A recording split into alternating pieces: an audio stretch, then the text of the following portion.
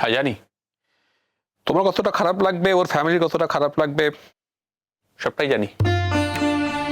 কিন্তু গুড্ডি, আমি একটা কথা বলছি, আমার কিন্তু কম খারাপ লাগছে না। আমি প্রাণপণে চেষ্টা করছি। আমি নিজে দুদিন গেছি, ভিজিট করেছি, স্পটে গেছি, চেক করেছি, নাকা চেকিং করেছি, যেখানে যেখানে আমি যা ক্লু পেয়েছি না পার্সু করেছি। কিন্তু মনে হচ্ছে যেন ওরা একদম সমস্ত চিহ্ন, সমস্ত এভিডেন্স একদম পুরো মুছে দিয়ে চলে গেছে। এখন একমাত্র অপশন হচ্ছে যে যাকে অ্যারেস্ট করা হয়েছে তাকে প্রেশারাইজ করা। সেটাও শুরু হয়ে গেছে অবশ্য। ঠিক এই কারণেই তোমাকে বললাম যে they are a very hard nut to crack. একটু সময় লাগবে গুড্ডি, আর please give us that time. এই সময়টা আমাদের দাও। স্যার, আপনি কেন বুঝতে পারছেন না? প্রত্যেকটা মুহূর্তে একটা মানুষের জীবনে টানাটানি চলছে স্যার। স্যার স্যার ওরা স্যার, ওরা যদি ওকে মেরে ফেলে, স্যার ওরা যদি ওর কোনো ড্যামেজ করে দেয় স্যার, তখন কি হবে? তুমি বুঝতে পারছো না গুড্ডি, যাকে এখানে চাপ দিচ্ছি না আমরা, সেখান থেকেও কিন্তু একটা সাংঘাতিক ঘটনা করতে পারে। ব্যালেন্স করতে হচ্ছে। আর যদি সেরকম কিছু ঘটে যায়, সেই সময় আমাদের উপর একটা সাংঘাতিক প্রেশার আসবে। তাই যেটা বললাম, আমাদের সব দিক বুঝে কাজ করতে হচ্ছে, আমাদের খুব স্লোলি এগোতে হচ্ছে। বাট আই বিলিভ, আমি মনে করি যে অনুজকে ওরা মেরে ফেলবে না। অনুজকে ওরা কোনো পারপাসে নিয়ে গেছে। দেখো, মেরে ফেলাটা শুধু একটা রিভেঞ্জফুল অ্যাটিটিউড হবে, আর কিছু না। ওরা রিভেঞ্জ নেওয়ার জন্য অনুজকে নিয়ে যায়নি, তার চেয়ে অনেক বড় কারণ আছে ওদের। ওরা এইভাবে বিভিন্ন জায়গা থেকে মানুষকে পিক আপ করে টিম তৈরি করছে। অনুজের মতো একটা এফিসিয়েন্ট অফিসারের দিকে ওদের চোখ পড়বে এই কারণেই যে অনুজকে দলে নিলে ওদের টিমটা অনেক রিচ হবে। স্যার, আমাকে একটা কথা বলুন, আপনাদের ইন্টেলিজেন্সরা স্যার কি কাজ করে ঠিক? ওরা কেন আগে থেকে জানাতে পারলো না যে অনুজ চ্যাটার্জির মতো একজন অফিসারকে ঘিরে এত বড় একটা প্ল্যানিং চলছে, এত কিছু চলছে? ওরা একবারও জানাতে পারলো না স্যার। Good question. তুমি যে পুলিশে জয়েন করবে সেটা বোঝাই যাচ্ছে তোমার কোয়েশ্চেন শুনে। Very intelligent.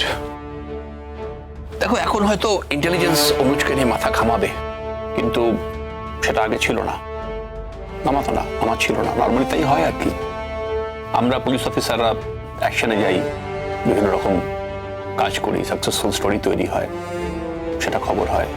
কিন্তু আমাদের ওপর যে ইন্টেলিজেন্স রাখা বা কোনো সমস্যা হতে পারে কিনা সেটাকে অ্যাসেস করা, এটা নর্মালি করা হয় না। মানে ধরে নেওয়া হয় যে আমাদের কাজ আমরা করছি, ইটস জাস্ট লাইক দ্যাট।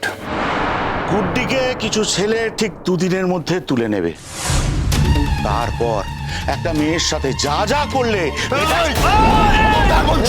কুট্টিকের মাঝখানে ইনভলভ করবে না। তোমার যা প্রবলেম আমার সঙ্গে, আমার সাথে কথা বলো। তুমি রিয়াক্ট করছো এক্স্যাক্টলি। এই রিয়াকশনটাই তো হওয়া দরকার। এই রিয়াকশনটাই হওয়া দরকার, তার কারণ গুড্ডি তোমার ফিয়ন্সে। আচ্ছা, একটা কথা বলো তো, তোমার কাছে কে বেশি দাম, দেশ না তোমার ফিয়ন্সে? আমার দেশ আমার কাছে সব থেকে বড়। আমার দেহে যতক্ষণ পর্যন্ত শেষ রক্তবিন্দু উপস্থিত আছে, আমার দেশের কোনো ক্ষতি আমি হতে দেবো না। এটুকু জেনে রাখবে, আমার দেশের জন্য ঠিক আমি যেভাবে লড়াই করব, কুট্টিকে বাঁচানোর জন্য কিন্তু আমি ওইভাবেই লড়াই করব। সাবধান। কি করে লড়াই করবে? হ্যাঁ, দেখেছো প্রত্যেকের হাতে একটা করে গান আছে, নিমিষের মধ্যে ঝাঁঝরা হয়ে যাবে। ছেড়ে দে। ও যখন বর্ষতা স্বীকার করবে না, তখন 10 কাউন্ট কর। 10 কাউন্ট করার পর ওকে উড়িয়ে দে। আমি 10 কাউন্ট করলেও একই কথা বলবো, 100 কাউন্ট করলেও একই কথা বলবো, 1000 কাউন্ট করলেও একই কথা বলবো। আরে কি লাভ? তোমরা বুঝতে পারছো না আমি তোমাদের কথা শুনতে রাজি নই? আর রোজ রোজ এভাবে তিলে তিলে মরার থেকে একদিনে মরে যাও আমার কাছে অনেক বেশি শ্রেয়। রোজ রোজ আমার কানের কাছে তোমরা কুট্টিকে নিয়ে কথা বলবে, এটা আমি কিছুতেই মানতে পারবো না। শোনো, আমাদের বস তোমাকে বলেছিল একটা সুযোগ দিতে, মেরে না ফেলতে, কিন্তু এটা কখনো বলে দেয়নি তুমি যদি আমাদের বশ্যতা স্বীকার না করো তাহলে তোমাকে আর সুযোগ দেওয়া যাবে। এর থেকে বেশি সুযোগ আর তোমাকে দিতে পারবো না, কিছু মনে করো না। কি করবে? মারবে তো? মেরে ফেলো। খুব ভালো করে ভেবে দেখো, একটা জীবন চলে গেলে কিন্তু আর কিছু পাওয়ার থাকে না। আমরা তো বলছি তোমাকে আমাদের টিমে চলে আসতে, ভালো প্যাকেজ পাবে তুমি, তোমার ফ্যামিলি, সবাই। তোমার ফ্যামিলিতে তোমার কন্ট্রিবিউশন রয়েছে এবং সেই কন্ট্রিবিউশন তোমার ফ্যামিলিরও প্রয়োজন। কত বড় সংসার, তুমি বাবার একমাত্র ছেলে। তুমি একটু বিবেচনা করে দেখো, তুমি চাইলে আরো বেশি টাকা কন্ট্রিবিউট করতে পারবে, তুমি চাইলে তোমার ওয়াইফকে সাথে রাখতে পারবে, তুমি চাইলে তোমার গার্লফ্রেন্ডকেও সাথে রাখতে পারবে। ওয়াইফের সঙ্গে তোমার বনে না সেটা আমরা খুব ভালো করে জানি। দেখো, তুমি গার্লফ্রেন্ডকে ভালোবাসো আর ওয়াইফের সঙ্গে থাকো।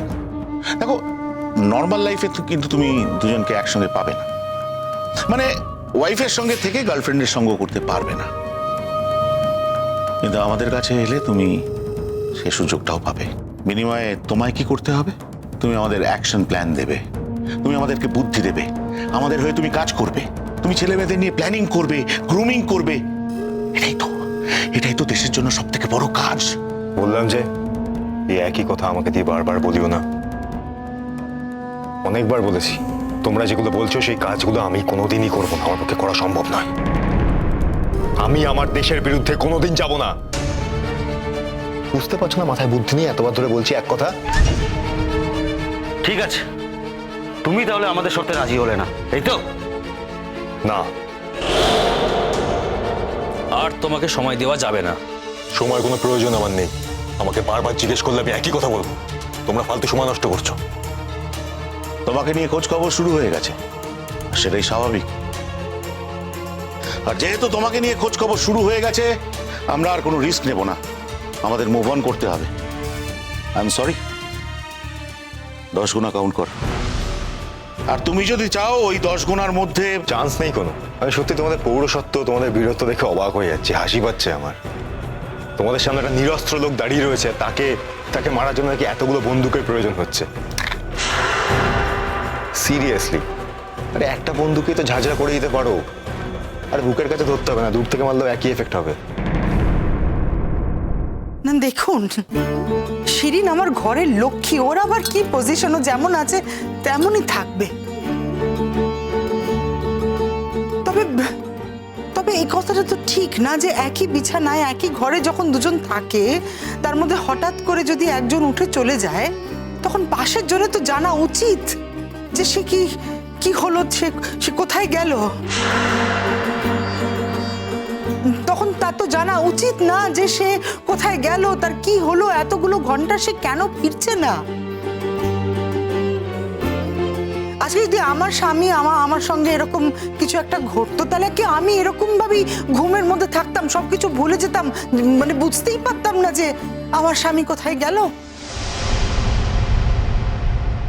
মাম্মা, তুমিও আমাকেই দোষ দিচ্ছ? বৌদি, তোমাকে বুঝতে হবে, অত রাত্রে একটা ফোন এসেছে। আরে হতে পারে মেয়েটা খুব ডিপ স্লিপে ছিল, রাত্রে তো ঘুমানোরই সময়, ওই সময় তো জেগে থাকার কথা না। ডিপ স্লিপের মধ্যে কখন ফোন এসছে, কখন সে উঠে গেছে, ও তো নাই জানতে পারে, এটা তো স্বাভাবিক। আর তাছাড়া তো ও আগে থেকে জানতে পারবে না যে কিছু একটা দুর্যোগ ঘটে যাবে, যে আমি অ্যালার্ট হয়ে থাকবো। একটা মানুষ যখন রিল্যাক্সড হয়ে শোয়, তখন এত কিছু মাথায় থাকে, সে তো গভীর ঘুমেই থাকবে। না, বাবা তো প্রথমে বলল যে ভাইটাকে রেখে চলে এলি। হয়তো বাবা আমাকে ব্লেম করতে চায়নি, কিন্তু বাবা আমাকে ভরসা করে, তাই জন্য বাবা কথাটা বলেছে, এটা বুঝতে হবে। আর সেরকম ভাবেই আমি তাই এই কথাটা বললাম। আমার উদ্দেশ্য কাউকে হার্ট করা নয়, আর এগুলো নিয়ে আলোচনা করাও নয়।